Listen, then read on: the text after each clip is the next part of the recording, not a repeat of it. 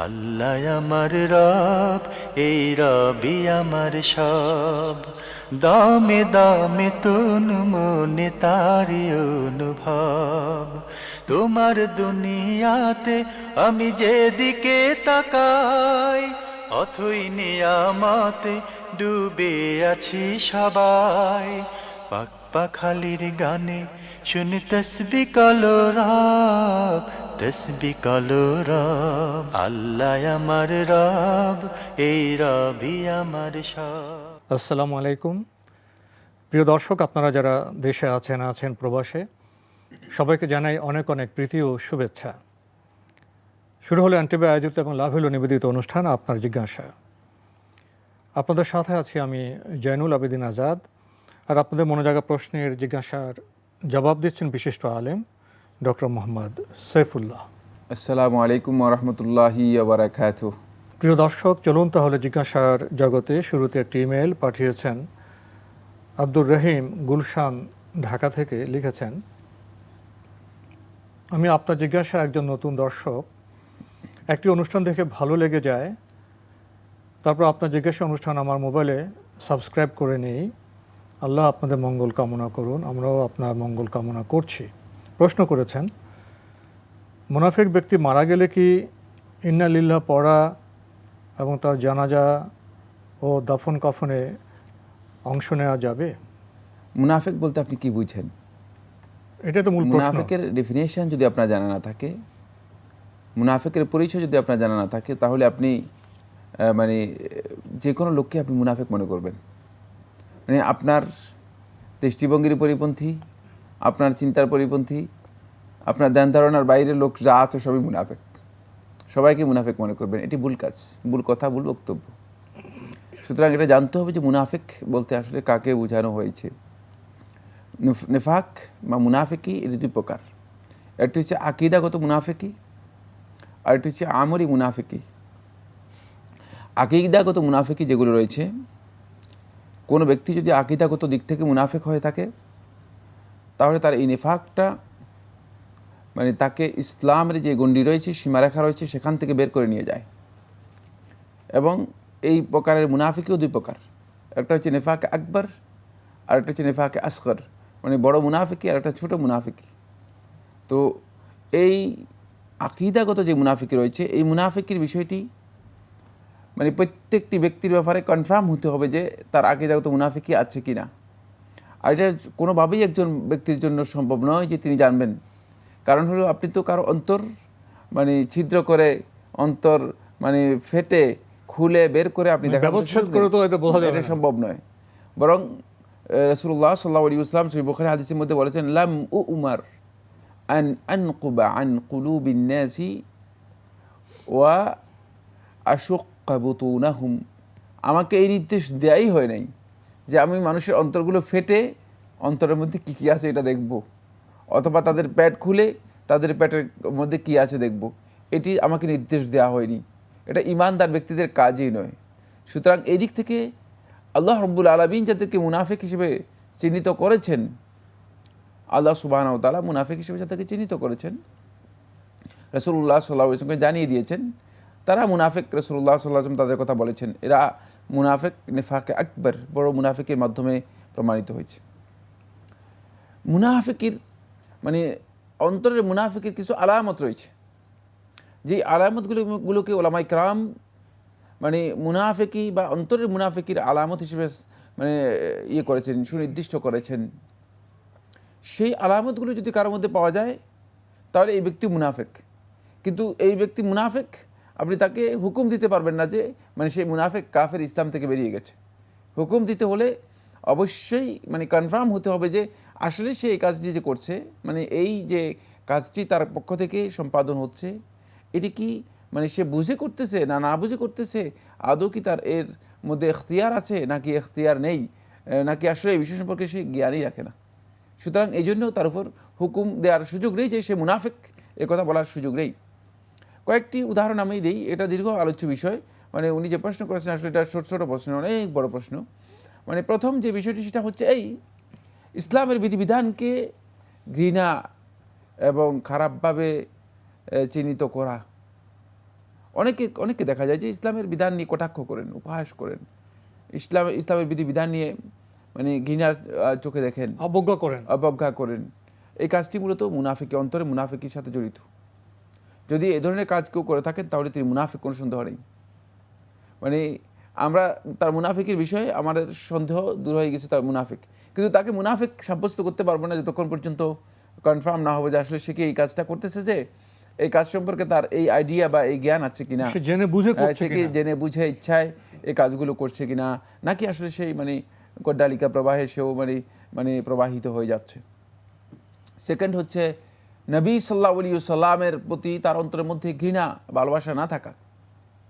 নবী সাল্লাল্লাহু আলাইহি ওয়াসাল্লামের প্রতি ঘৃণা অথবা ভালোবাসা না থাকা, যদি এই ধরনের কোনো বিষয় প্রমাণিত হয় তাহলে কিন্তু সে কোনো সন্দেহ নেই, সে অন্তরে যে মুনাফিকি রয়েছে, বড় মুনাফিকি, এই মুনাফিকির সাথে জড়িত। তাকে মানে এটা আমরা নিঃসন্দেহে বলতে পারি সে মুনাফিক। বাকি মানে আমি আগের কথাই বলেছি, মানে এখানে হুকুম দেওয়ার বিষয়টি মানে কঠিন বিষয়, যেহেতু হুকুম দিতে হলে আমাদেরকে কনফার্ম হতে হবে তার এই কাজটি সে কি জেনে বুঝে স্বেচ্ছায় মানে এই কাজগুলো করছে, নাকি এমনিতেই আসলে সে না বুঝেই এই কাজগুলো করে যাচ্ছে। এটা নেফাক আকবরের কথা বা মুনাফিকি, আকীদাগত যে মুনাফিকি রয়েছে সেই মুনাফিকি সম্পর্কে কয়েকটি কথা বললাম। এটি দীর্ঘ আলোচ্য বিষয় রয়েছে, দীর্ঘ বক্তব্য রয়েছে এই বিষয়ে। সেকেন্ড যে বিষয়টি সেটা হলো নেফাকে আমলি, মানে আমলের দিক থেকে যে মুনাফিকি রয়েছে, কাজে কর্মে মুনাফিকির মৌলিক বিষয় হচ্ছে চারটি। তার মধ্যে এক নম্বর বিষয় হচ্ছে মানে কথা বললে মিথ্যা বলে, তাহলে মিথ্যাবাদী ব্যক্তি মূলত মুনাফিক। ওয়াদা করলে খেলাফ করে থাকে, সে ব্যক্তি মূলত মুনাফিক। তারপরে যখন কোনো আমানত তার কাছে রাখা হয় তখন আমানতের খেয়ানত করে থাকে। যখন কারোর সাথে কোনো কারণে ঝগড়া বিবাদে লিপ্ত হয় তখন তার সাথে মানে গালিগালাজ, দুর্ব্যবহার, আচরণগত দিক থেকে অশ্লীল কথা বলে। মানে এই যে কাজগুলো রয়েছে এগুলো মূলত মানে আমলি যে সমস্ত মুনাফিকি রয়েছে এই মুনাফিকের আলামত।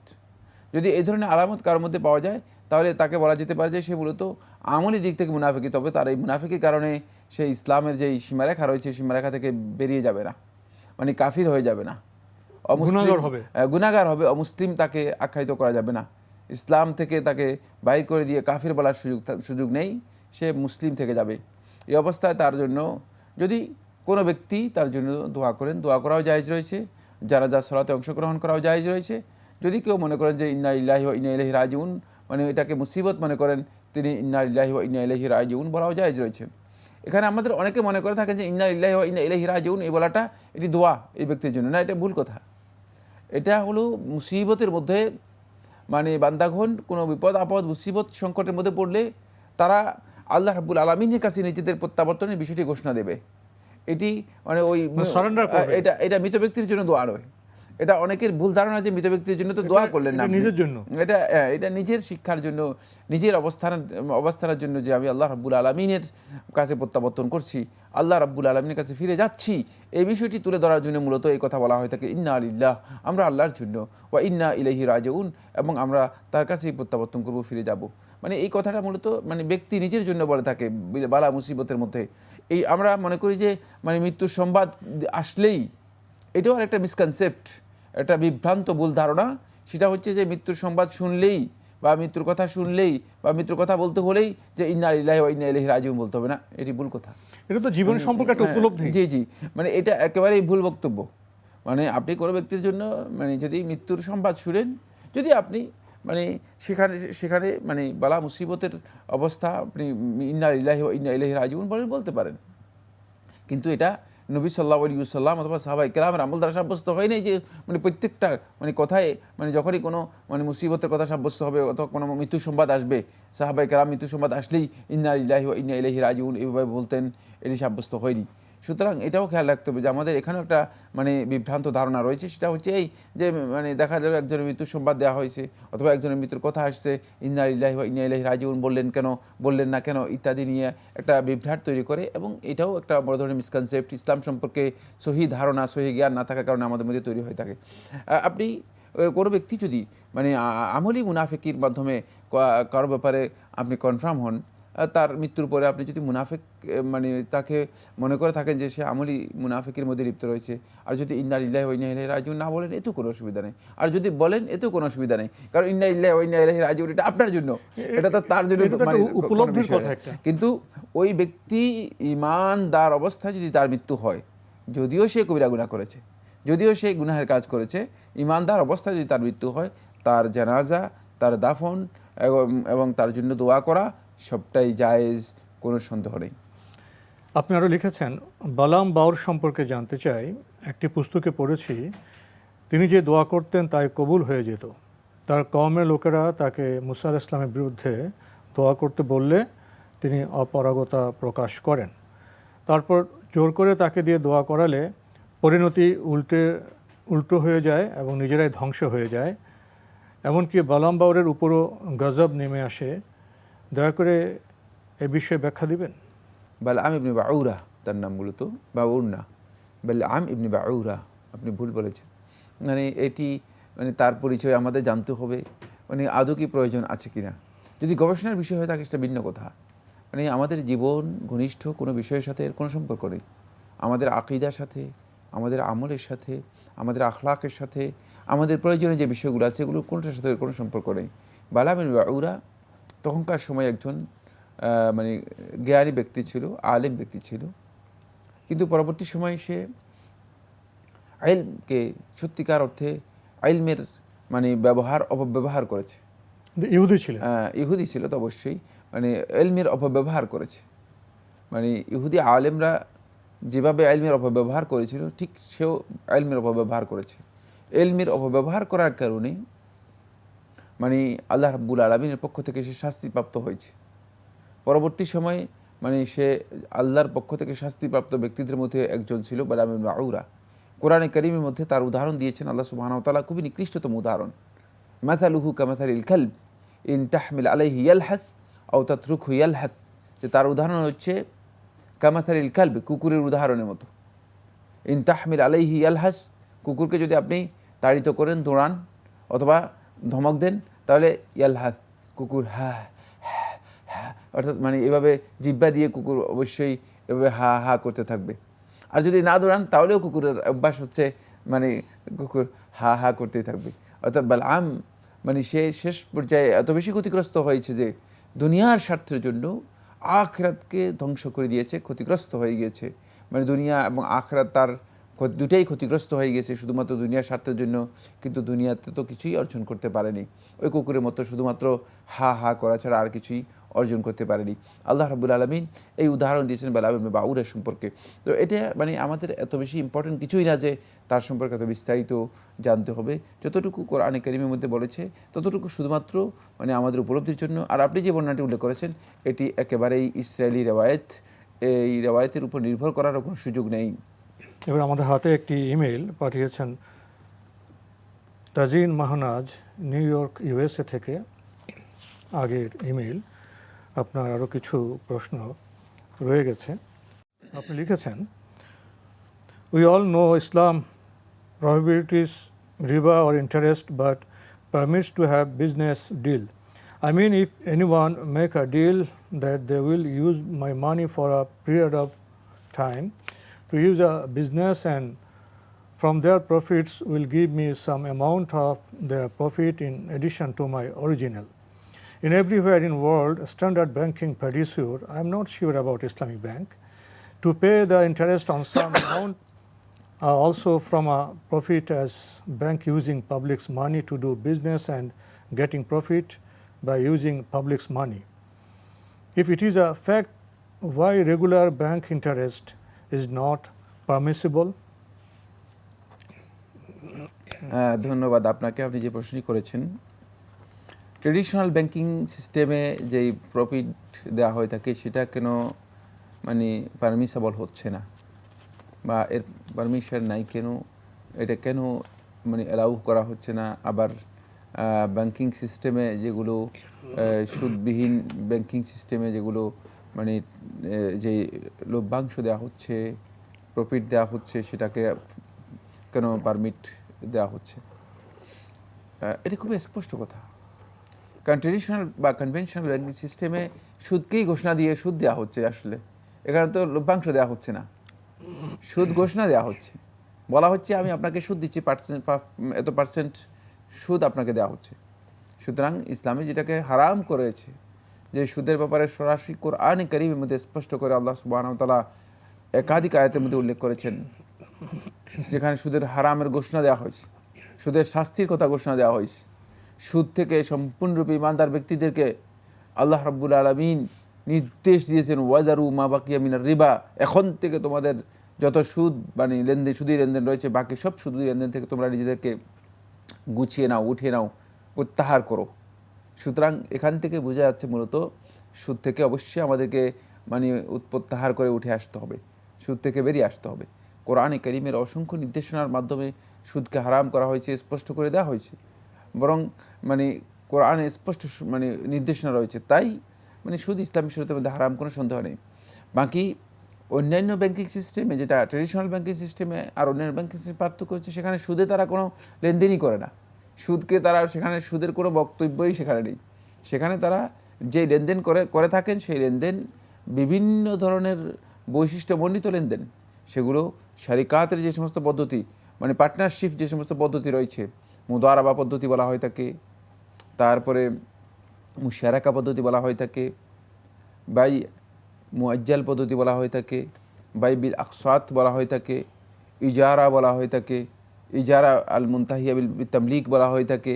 অর্থাৎ বেচা কেনার যে সমস্ত সিস্টেমগুলো রয়েছে ইসলামী শরীয়তের মধ্যে, ওই সিস্টেমগুলোকে ফলো করেই মূলত ইসলামী শরীয়তের যে আত-তাকঈফ আশ-শারঈ, মানে শরীয়তের যেই মানে নির্দিষ্ট যে গণ্ডি রয়েছে মানে ফিকহের দিক থেকে, ওই গণ্ডি এর মধ্যে এটাকে মানে সামঞ্জস্যপূর্ণ করে, মানে শরীয়তের সাথে সামঞ্জস্যপূর্ণ করে মানে এই লেনদেনগুলোকে সাজানো হয়েছে।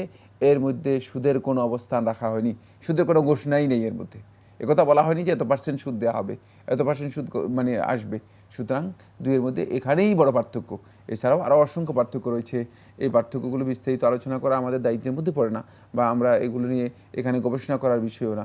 কিন্তু যেখানে সুদেরই ঘোষণাই নেই, সুতরাং প্রশ্নই আসে না যেখানে সুদের ঘোষণা রয়েছে এই দুইটাকে একই পাল্লায় নিয়ে আসবেন। আপনি একটা হারামকে আর একটা যেখানে মানে হালাল বলা হচ্ছে যে এখানে কোনো হারামের নামগন্ধ, এই দুইটাকে সমান পর্যায়ে আনতে পারবেন না যতক্ষণ পর্যন্ত আপনার কাছে সুস্পষ্ট কোনো প্রমাণ দলিলের জন্য না থাকবে। আপনি আরও লিখেছেন, something strikes to my mind that I see many very, very good people around me